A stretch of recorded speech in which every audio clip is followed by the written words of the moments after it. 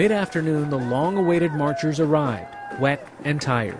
About 20 true believers had walked for 2 weeks, 240 miles from New York City, joined by others along the way. They quickly gathered the whole camp in the center of the park in General Assembly. No megaphone required. There was a super committee. It failed us. There was no decision. No democracy. We are democracy. I will march. Till my feet bleed. To make this point. Amen, brother. So you ask me. Why did I come to this march? I ask you. Why didn't you? Peace.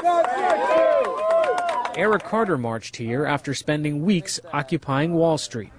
Zuccoti Park is recognized as kind of the beginning of the situation, and people look to us, I guess, for like tips and pointers on, and kind of affirmation that this is a valid part of the Occupy movement. But not necessarily leadership.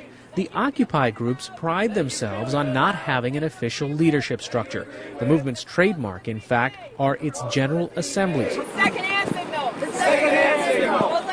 Goes like this. Where decisions are made by all participants. Opposing views are welcome, and people are encouraged to speak. I asked Carter if he saw problems in it. That compromise is kind of a natural part of the process, that your idea, while it's a slam dunk in your head, someone else may have a better idea, or someone else may not agree, or that it may not be the right time for your idea to come up, you know?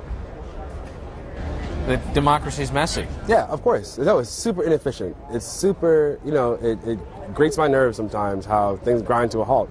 But at the end of the day, when you have a decision that was hard to make and everybody agrees to it and everybody's happy with the resolution, it feels so good, you know. How different is that than what happens a few blocks from here on Capitol Hill? Capitol Hill, they're not making decisions. They've come to a point now where they don't want to compromise at all. It's antithetical to their process for there to be any compromise. It's us against them, and I'm always right, when that's just not the way the world works. This is very much a movement that is learning as it grows, and the protesters we spoke with said they didn't know what the future held for them, but they are sure they're not breaking camp anytime soon.